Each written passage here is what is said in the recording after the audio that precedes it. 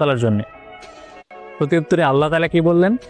আল্লাহ তাআলা বললেন যে আসসালামু আলাইকা আইয়ুহান নাবিয়্যু ওয়া রাহমাতুল্লাহি ওয়া বারাকাতুহু, যে হে আমার সুপরিচিত নবী, রহমত এবং শান্তি বর্ষিত হোক আপনার উপরে। সাল্লাল্লাহু আলাইহি ওয়াসাল্লাম আবারও বললেন যে আসসালামু আলাইনা ওয়া আলা ইবাদিল্লাহিস সালিহিন, যে আমাদের উপর শান্তি বর্ষিত হোক এবং আরও বর্ষিত হোক তাদের উপরে যারা সৎকর্মশীল। আল্লাহ তাআলা এবং রাসূলুল্লাহ সাল্লাল্লাহু আলাইহি ওয়াসাল্লামের সেই কথোপকথন শুনে ফেরেশতারা সমুচ্চরে বলে উঠল, আশহাদু আল্লা ইলাহা ইল্লাল্লাহু ওয়া আশহাদু আন্না মুহাম্মাদান আবদুহু ওয়া রাসূলুহু, যে আমরা সাক্ষ্য দিচ্ছি আল্লাহ তাআলা ছাড়া আর কোনো মাবুদ নেই, রাসূলুল্লাহ সাল্লাল্লাহু আলাইহি ওয়াসাল্লাম আল্লাহ তাআলার বান্দা এবং রাসূল।